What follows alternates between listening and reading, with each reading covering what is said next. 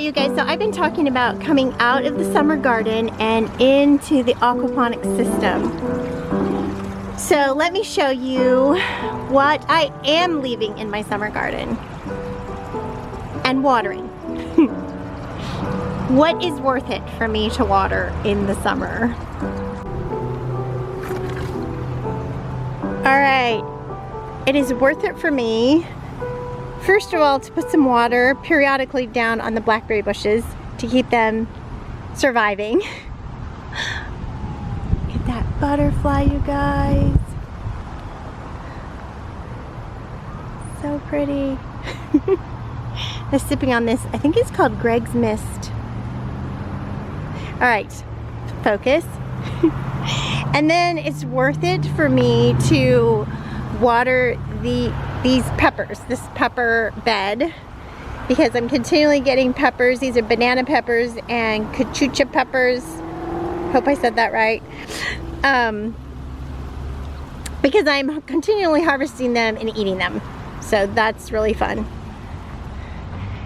And then blank. Our melon patch is something that I'm watering, and I think we might have a ripe melon right here. Yes, so I'm gonna take that in.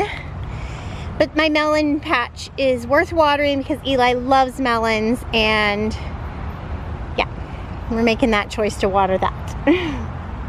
It's worth watering our Egyptian spinach. We've got one here and one over here because we're eating on this, and they set down a big taproot, so it's not hard to keep them watered. My rain barrel water is enough to keep my goji bushes watered and our fig tree watered. We're getting some good figs this year, you guys. Look at that. So yummy. They have been so sweet and yummy this year. It's doing really well this year, and it was beaten back by those snowmageddons, that cold weather we had. It died back to the ground several times, several winters, so it's doing so well. I'm so excited that it made it. And there are a couple of things, a couple of fruit trees, citrus tree that I'm trying this year, and this longevity spinach that we're eating on constantly. So there's just right outside my door where I can keep my eye on them and keep them good and watered. And then my sweet potato pit, I'm watering that, but that is not hard to water, and it gets partial shade from this big tree. So, all right. And of course my PR department needs to keep looking good. So I've got a soaker hose that goes through there that I turn on to keep it looking its best.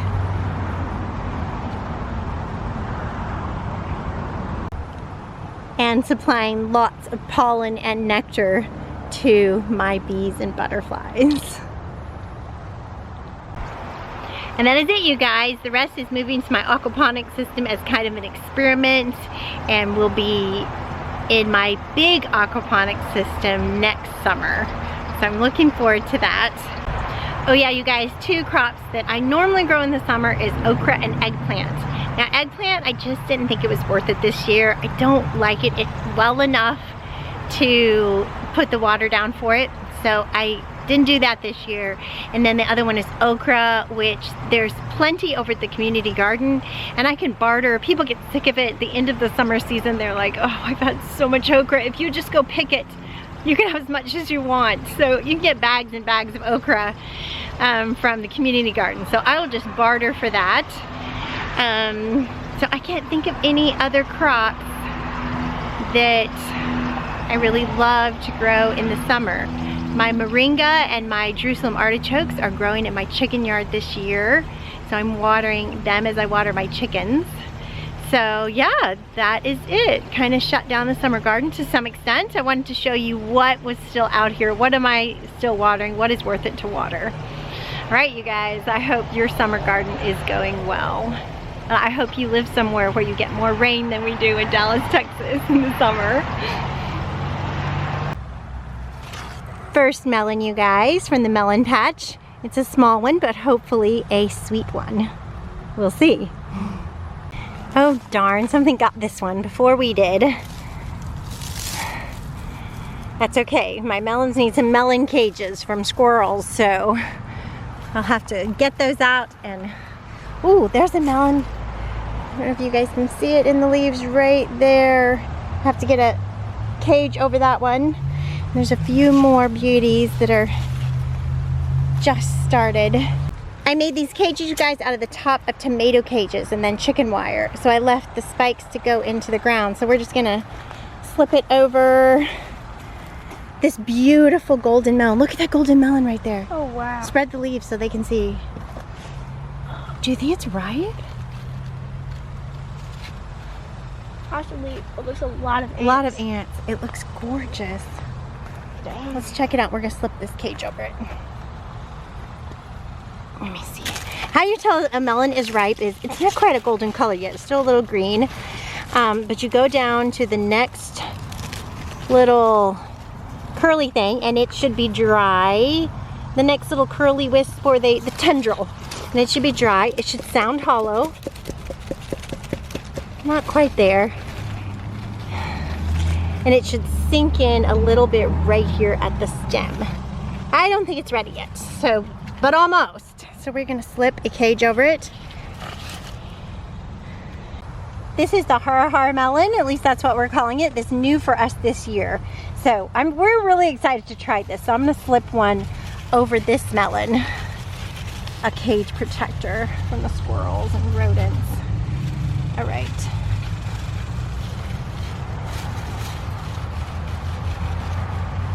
Okay, hopefully that will keep you safe so we'll get to try you out.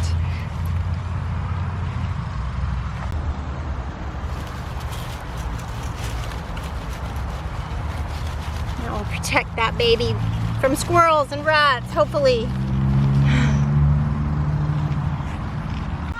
Next step is to get this thing off its stand. Yeah. Just have it works, I think. Oh good. Just have a few left.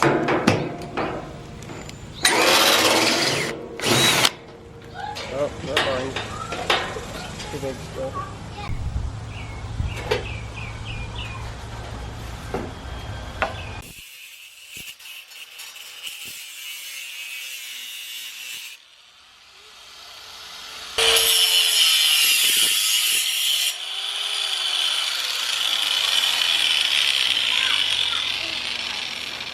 Woo!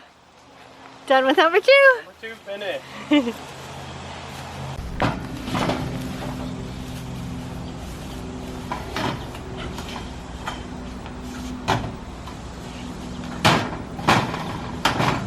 Turned upside down and put back on. We are making so much progress.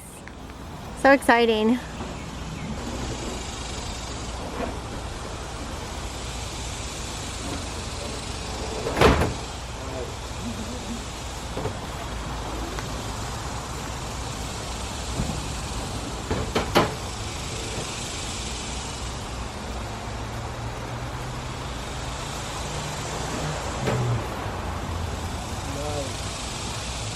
You guys get the idea. The fish down below, fish tank, and then the grow bed up here.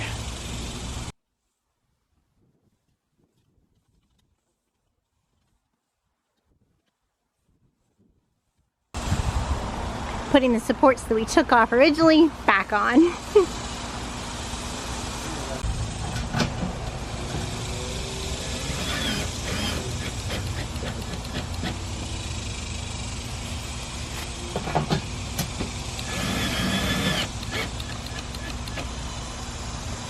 That's excellent.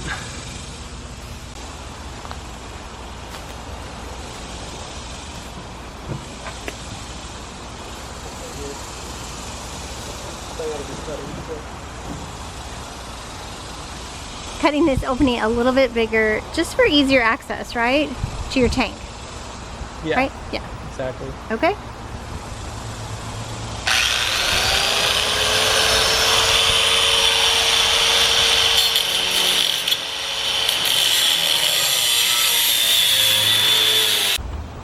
Just leaves a nice big opening to mess with your tank and your fish. Anything you have to do there. Galvanized spray paint on all the edges that we cut so they won't rust.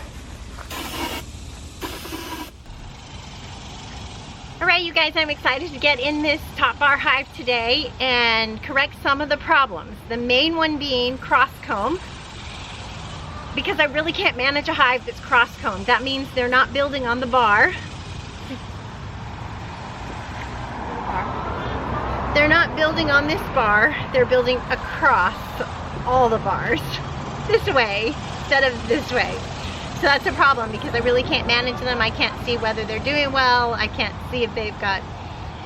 Yeah, I just can't pick up the bars and take them out and look at things and try to help them out if they've got pest problems or if they've got a queen issue or whatnot.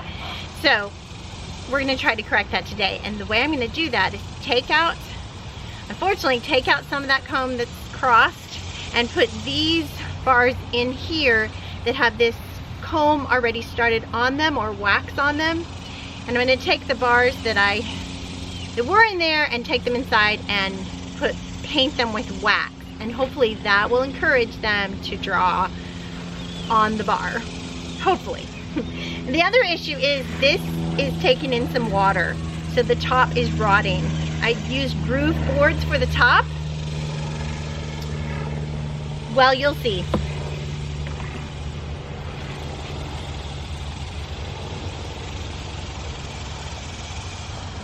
So the top is definitely letting in some moisture and is having some rot. So I would like to today get this covered with something else. So I've got some corrugated fiberglass, basically panel, that I thought I might just slip over the top of it to keep it weatherproof, because the caulking does not seem to work from either side, my caulking or their caulking. The bees, I mean. All right, let's get into this hive. And filming bees, you guys, is the hardest thing I do. So be patient with me because it's definitely, you get into the bees and you're paying attention to what you're doing, and it's just hard to be getting that right angle.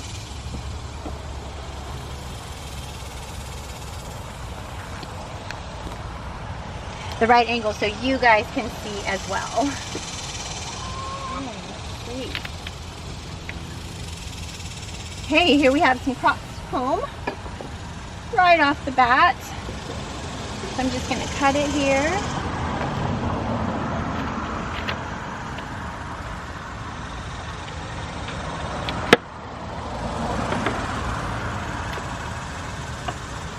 Those aren't built on yet. Okay.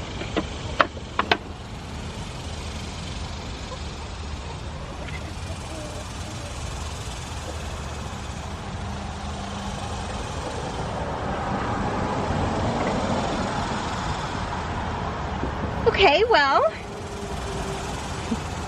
not too bad of a cross comb, not too bad.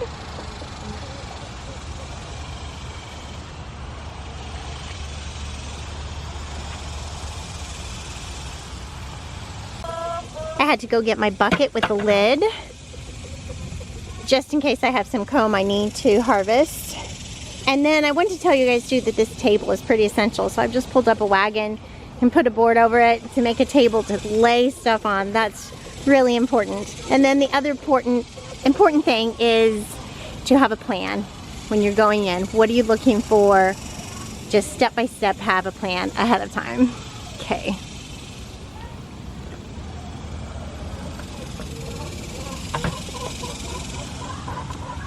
Let me get you guys a look at the beautiful new comb.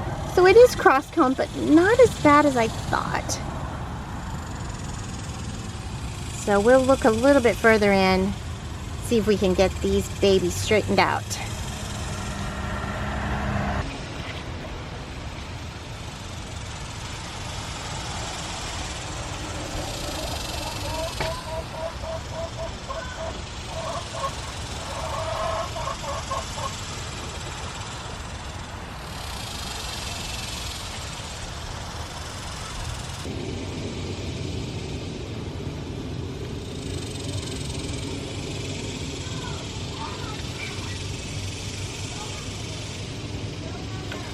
Oh, that one fell too. Okay, I better stop where I am. I don't want to take too much of their resources. They do not have a lot.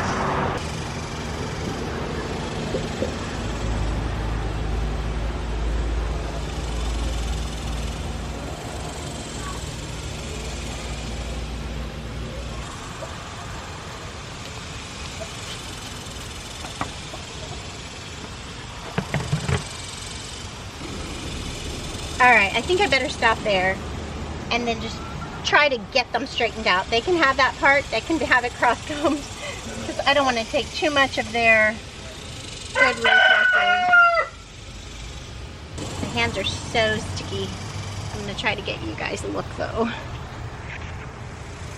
I'll just have to wash my camera. Hey, look at that.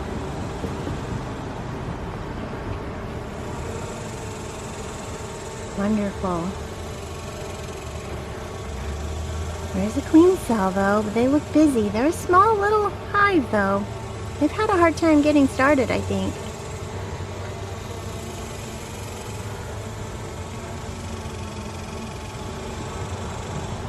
Alright, that's as far as I'm gonna go. I don't dare go any further and tear them up more. Alright, let's try to get them on the straight and narrow. Alright, the way I'm going to do that is put in these bars that already have wax on them.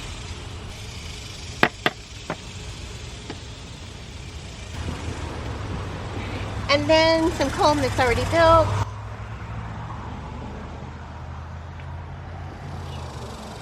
Okay.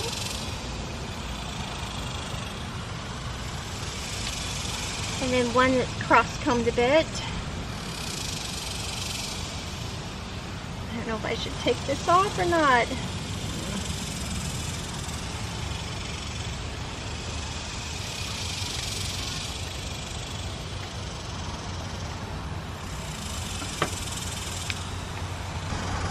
That pressed together, a little flatter. We'll see. Just got honey in it, no eggs, so we'll see if that, hopefully that will help.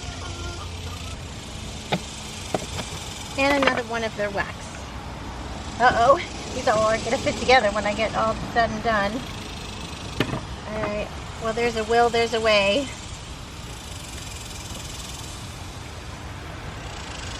Because these are a bit wider, especially with the propolis along there.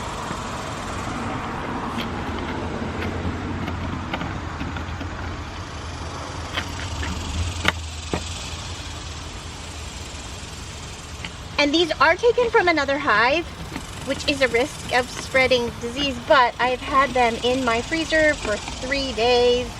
So I think everything that could have harmed them has been killed. And any eggs for wax moths or hive beetles.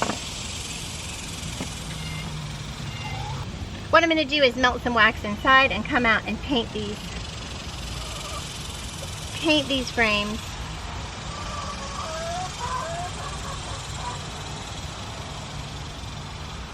Okay, so there's a smaller slit there. I'm going to go see if I can find my divider. I used to have a divider in this hive. I think that the divider will fit in there quite nicely.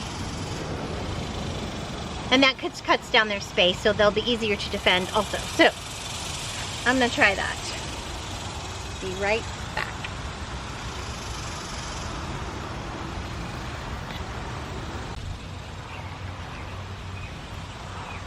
Okay, you guys, I got the divider board. It just divides this in half. And they can still get in and out. But since they've chosen a back entrance, I'll show you in a minute. So I think this will fit in there. I'm hoping it will. And this will also encourage them to build straight. Yeah, in there, perfect. Awesome, okay. So you guys, that went really well. The bees were really gentle, which tells me something about them. If I can't check and see if they have a queen, I can't check and see if there's baby bees brood in there because of the cross combing, and I don't want to tear them up too much, especially right in the middle of a dearth. But the sign that they have a queen is their mood. It's during a dearth. They're going to be cranky. They were not. And queenless hives are super cranky. They're all over you and they're very upset. So they're not. They're pretty calm and just building along slowly, but building along. So that's great. Everything went great. So I have to measure the hive top so I can cut a piece to go over it this weekend, because it is getting sketchy. I might be too late. We'll see. All right. Meaning too late, it might have already rotted some. See how the top has some good cracks in it. And this is really rotted. So that's about to come off right here. That's really sketchy, but that's okay. We can still salvage this, I think, at this point. I want to show you their back entrance. So, for reference, this is their front entrance that I built for them. Oh, there came somebody. Okay.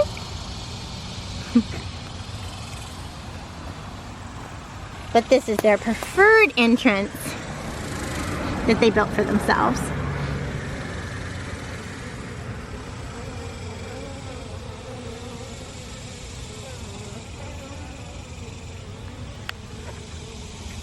Maybe I can get a shot of what's under there. I can't see it because it's so low down. Imagine they just got a little hole in the screen. We have this neat feature of a board that we can close up in cold weather and latch, and then just drop down and have the screen bottom in the warmer months. So that's awesome. Gives them some ventilation. And one thing really exciting I should tell you guys about, one big advantage to top bars is, well, top bars and chickens is I have never seen a small hive beetle in this hive, and usually small hive beetles can be quite trouble. A lot of trouble, especially to new weak hives. You can get an infestation and really kill out your hive. So I think because the larvae drops down and the chickens eat it, so it keeps them clean and clear of small hive beetles. That's one pest that they don't have to worry about.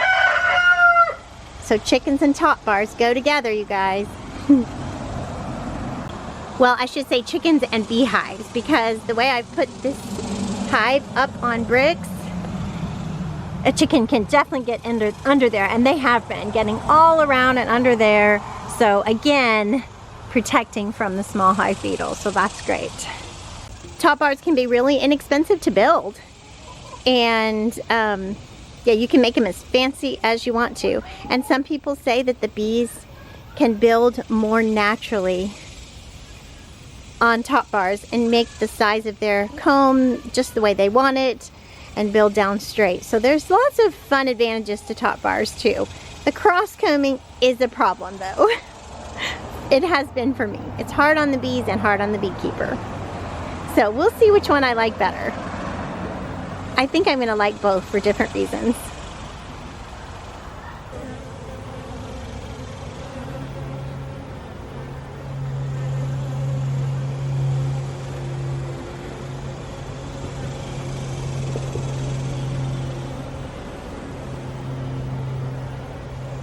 And of course I'm feeding them sugar syrup every day to help them keep going during this dearth.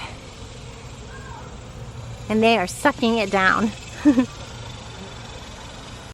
One lesson I'm learning from this bee adventure is get in your bees weekly, because my friend who does top bars said if you get in those bees weekly, you'll see when they start cross combing, and you'll be able to quickly take that comb out and correct it. Put a straight one, or put a blank bar there for them to then start building straight. So same with the Langstroth hive. Get in, just check in on them weekly. Do it early in the morning when it's not hot. Only in the warm times. Of course, not during the winter. You don't want to freeze your bees. Open the front door on them to let the cold air in. But yes, in the warm times, weekly checks. In the growth times, weekly checks are really important. So, good lesson learned. They did tell me that in bee school, but It has been more challenging than I would have ever thought. Now you guys, my PR department has been doing so wonderfully this year. I think better than ever. It's a jungle of zinnias and cosmos, which I am absolutely loving, and so are the butterflies and the bees. But it's getting pretty high, so it's my job to come always clip off the old flowers, but it's my job to kind of shorten it down a little bit so that it can then have another flush of bloom before the cool weather, before the summer months are over. So let's do this. Got to help my PR department stay on top of things. This is the kind of job in my garden that I just love because it's the cool of the evening. I'm being serenaded by a mockingbird. And I'm feeling that breeze come along, and it's just so fun. And elbow deep in flowers. So fun.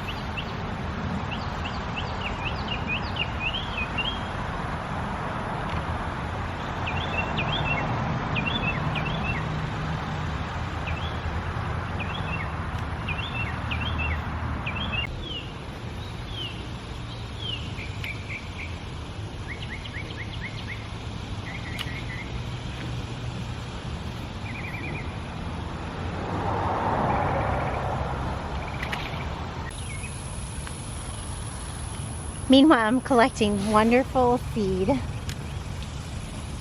for next year. Just like the Father prunes us, it's not always comfortable to be pruned. Just like it's not fun to cut off these beautiful flowers. But without pruning, they won't flower anymore. They will die.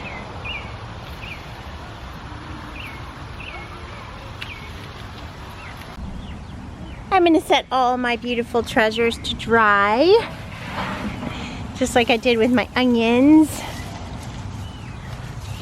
and my garlic. So I will have seed for next year. Some of them are still so beautiful. But no worries, my sister made a bouquet for me and for her from some of the spent flowers, so that's super special. She's so good at that. That was so nice of her. Little summer inside on my counter. I used to think that saving seeds had to look just like the seed packet. You had to get all the petals off and everything. And get the seeds out of there, and it needed to look just like the seed packet. But what I've learned is you can also just put them in a 5-gallon bucket when they're dried out with no moisture in it and save them until early spring, winter, early spring, and then just crumble the dried plants and throw them out, stomp on them a bit. It does not have to look just like the perfect seed packet unless you're gonna sell it or give it to somebody else. Lovely zinnias, a rainbow of beauty in the garden. Love it. I have to show you what my sister knit for me. Well, she crocheted this for me. Isn't that beautiful? For my birthday last year. Isn't that amazing? And I even got little needles, and I got the thread, and she was gonna teach me how to do it, but I don't think I have the patience, you guys. I gave it a good try. So I'll grow them, she can crochet them and arrange them. I think it's a good partnership there.